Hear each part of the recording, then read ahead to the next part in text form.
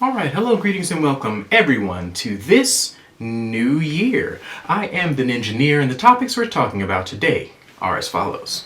Higher efficiency and possible mass production, Honda and Nissan partnership, Cybertruck flare-up, really cool pictures, is Aptera ready for prime time, and things I liked.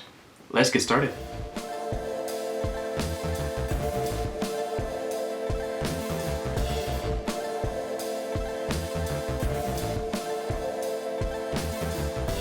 Alright, so the first story for today is a new world record solar cell efficiency. This occurred with a panel that they intend to make mass produced. This is a different horse than what we normally see with respect to these things, which is why I'm a little bit excited about it, because these panels could end up being mass produced. They thought of these, they built these with the intention to have them mass produced, and so this wonderful new threshold of interesting solar panel efficiency possibilities is really cool. It's really neat. It's really interesting to me. They talk about this cell in the article. It is basically a silicon cell with a perovskite top. So this is basically a tandem cell. A tandem cell is when you take different materials that collect different frequencies of light and stack them on top of each other in hopes that those solar cells make more energy than what they would have as individual materials. And so far it appears that this particular solar cell, this particular two-layer tandem cell, will actually have a higher efficiency than the best current silicon cell. So great stuff, really exciting things happening for solar cell technology. Holy biscuits. And yeah, good times there. So there has been an ongoing thing with respect to Honda and Nissan potentially teaming up, and how likely it is that Mitsubishi will be tagging along for that endeavor. There was an interview for this merger that was more or less debated and talked about for a while as to whether or not Honda is actually getting a good deal out of the situation. It appears, at least, that the CEO of Honda is also having trouble articulating what exactly the benefits are to a merger between Nissan and Honda. I looked into what both companies offer to this endeavor, what their technologies, their relative technologies are, their sales numbers, their factories, and things of that nature, and I was also having trouble finding a real reason for Nissan to merge with Honda.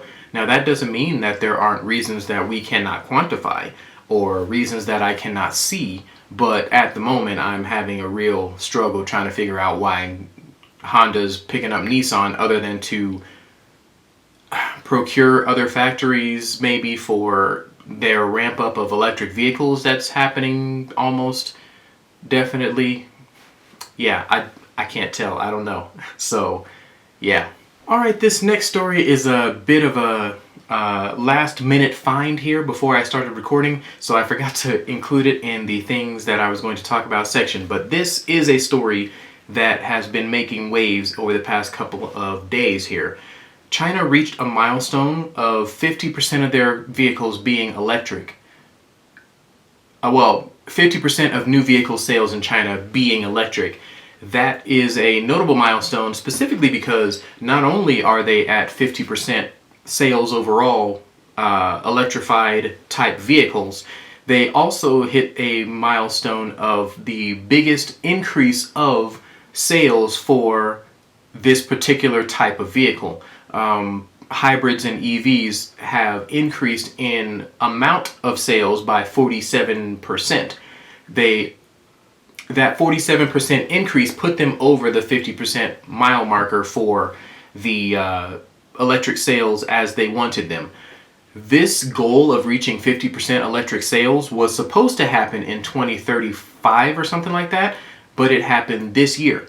So they are 10-ish, 11-ish years ahead of schedule with respect to their transition to EVs, and I am less than thrilled that we in America still have not gotten the hint that EVs are going to be the next thing, especially considering the fact that global EV sales have increased year on year, every single year since EVs were sold, like EVs started being sold in mass. So we're a little behind the curve in the U.S. right now because we're trying to ramp up facilities for batteries and trying to make sure we're not purchasing all of our new technologies from another country. That I think we're trying to avoid the same type of mistake that we made when we decided that we were going to rely on oil, which at the time we started relying on it was very heavily monopolized by a single set of countries. So now we're trying to make sure that we have the ability to control our own energy destinies, as it were. But we came to that realization, in my opinion, like 15 years too late, and we're just now trying to catch up. But yeah, long story short, China's doing really, really strong EV sales, and they will continue to do so. There are market analysts that are saying that, generally speaking, EV sales in China will continue to increase every single month next year. So every single month, year on year, should be better than the year before when it comes to EV sales. It's crazy. It is just insane how much progress that they've made and how much progress there is to make in the EV industry, specifically globally, but in China as an example.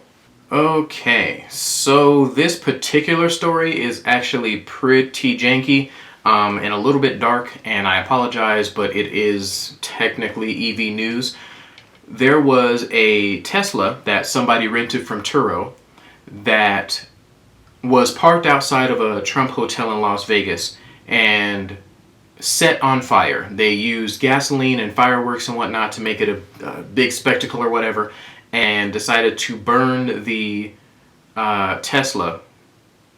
As you can see here, there's a bunch of little bits and particles in the back here. That's what they used to actually burn up the Tesla Cybertruck. But yeah, they burned up the Cybertruck. They themselves stayed in the vehicle, and a number of people were confused and or hurt in the blast. Yeah, it's pretty crazy how things are shaping up in the world these days. I just wanted to include this story to let you guys know to be safe, be aware, just make sure that you're keeping your head on a swivel, because it's getting a little bit crazy around these parts. Yeah, I don't know, what this means necessarily, because I'm not a person who tries to read into potential terrorist acts as anything beyond the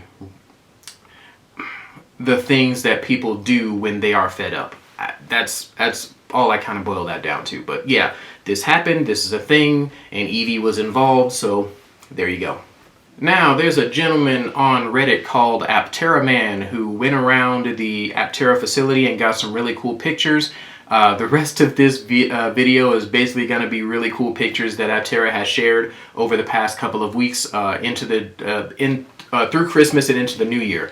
The reason why I did not do a news video was obviously because of Christmas and New Year's. I was spending it with my family, so this is kind of a catch-up from all of those other things that happened previously, things that have been posted previously. But yeah, so this gentleman, Aptera Man, was able to visit Aptera, and they were able to pick up a lot of cool pictures. You see here the Aptera logo and I guess gifts for the Aptera staff and a little plant here.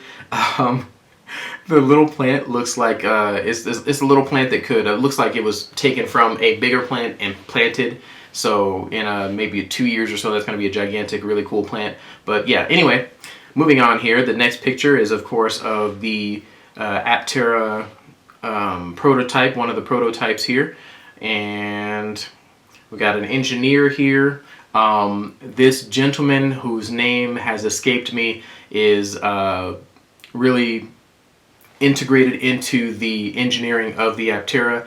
I will probably put his name above my head somewhere because it is such a shame that I can't remember his name. I tried to remember the names of the people that are in Aptera, but they've been switching people out super fast recently, so I've been having a hard time keeping up. This is a picture of the suspension system and the beautiful, like freaking awesome looking welds that they did for this. I'm like awestruck. Like, I don't weld myself, but I have soldered and things like that, and I can appreciate really, really well done welds because it's, I mean, look at it, it's beautiful. This next picture here is of the swing arm, the rear suspension swing arm for the Aptera, or where it would connect to the rest of the arm, or that's what it looks like to me anyway.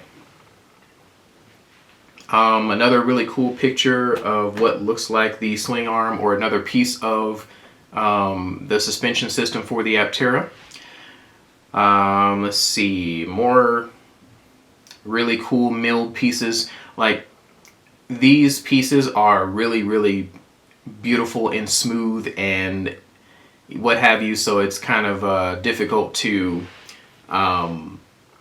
express to you how difficult it is to make something look this good, mill this well. A little seam here, I'm not sure if that's from the two pieces being stuck together during welding, like injection molded, or if it's just the way that they smoothed it out to give it two planes like that. But yeah, anyway, really beautiful pieces, really up close, and I plan on getting so many more pictures when I get to CES. It's going to be great.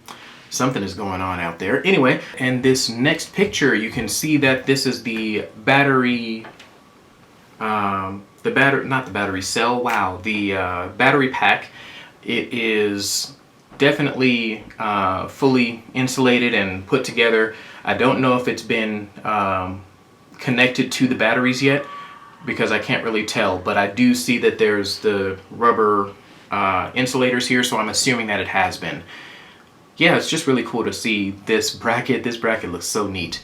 The next thing here, we got the little bumpers on the edges of the rear of the Aptera. This is probably going to be the thing that keeps you from cracking your headlights, your tail lights when you're backing in somewhere, in case you're you know, new to the Aptera and you're getting familiar with it. These bumpers are going to help out a lot. And then the last thing we see here is the rear license plate light. You have two LEDs in there brightening the day of anybody who is behind you, police willing to stop you. I don't know. Anyway, long story short, these are really cool pictures. I plan on getting a whole bunch more interesting detailed pictures, as I mentioned before. It's just so excited, so excited. All right, there was an interview by with Chris Anthony by a channel called The Current Review.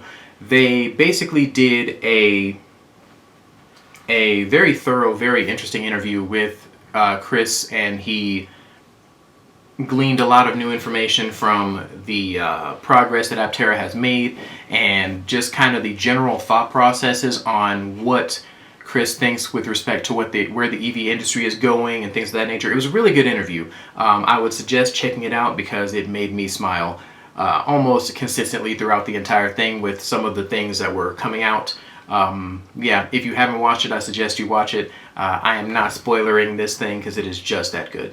Alright, and on that picture front, we have wheel pant, anodized wheel pant covers, inners rather, and the reason why that's important is it'll help prevent rust and things of that nature. Anodizing is basically a electrocoating method. As far as I understand it, Aptera Owners Club did a video on it, so I would suggest checking that out as well. I might put that video in the description. Speaking of which, I have noticed that so many Aptera people are putting out like news updates and things like that. I feel like I might have inspired some of that, so I'm just happy that people like my idea and wanted to expand on that. I know that I am a person that does it differently than most others, but I like that the idea is being adopted and that the news of Aptera is getting out more frequently and by more people, because that means that the word of Aptera will spread and they will do that much better when they hit the market. Alright, and this little video here is basically Steve Fambro scrolling around the factory floor, and and showing that they are working well into the night, as you can see in the background there. Just getting everything together for CES. I cannot wait to get to CES. Every time I say the letters CES in consecutive order, it just makes me smile. You can see it.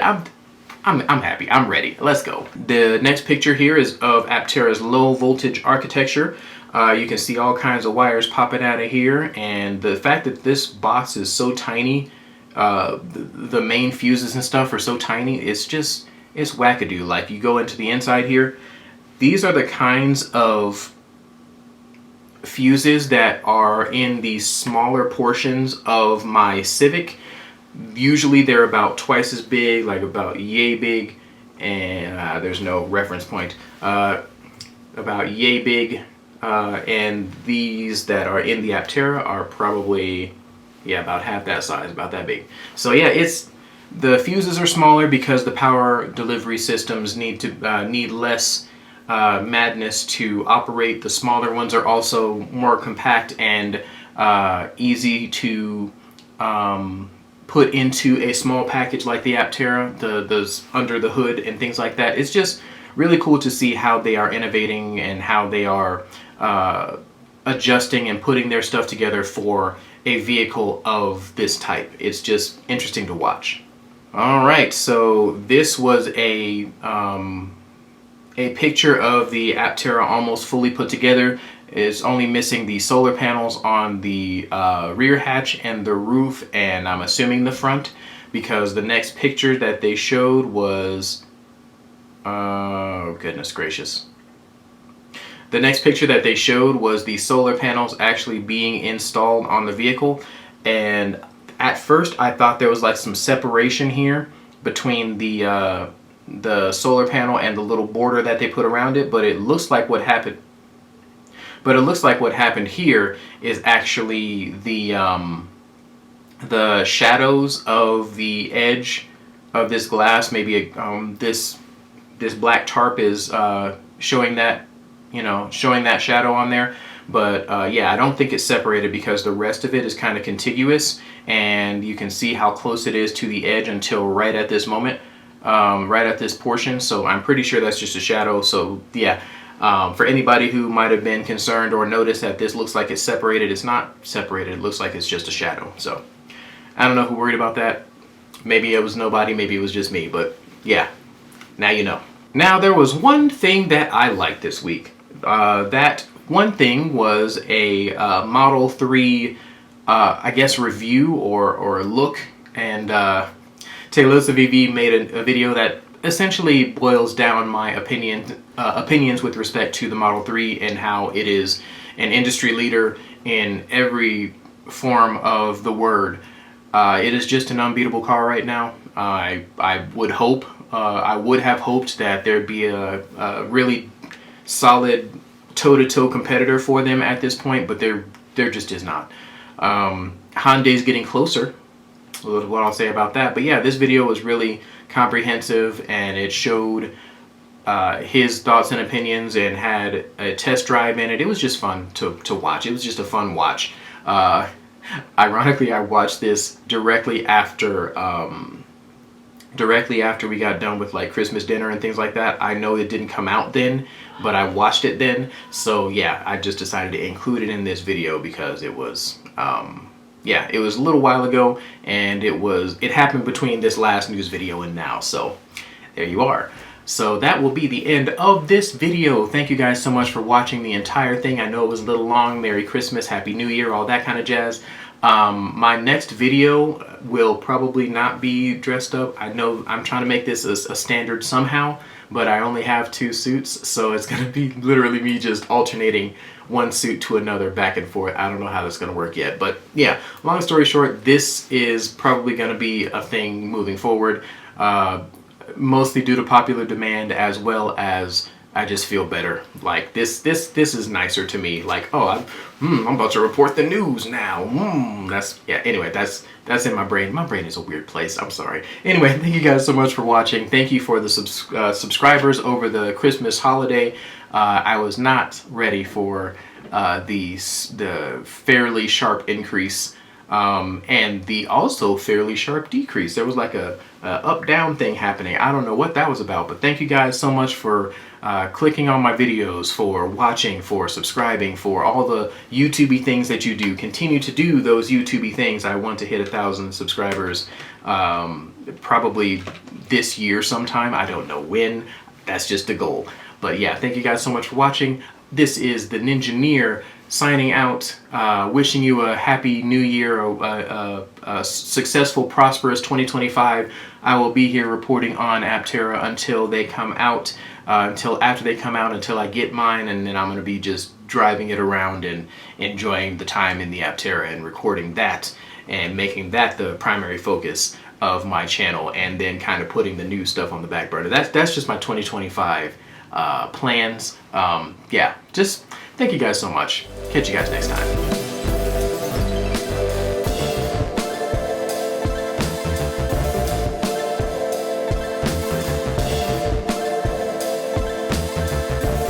Oy vey. Oh, actually, let me go ahead.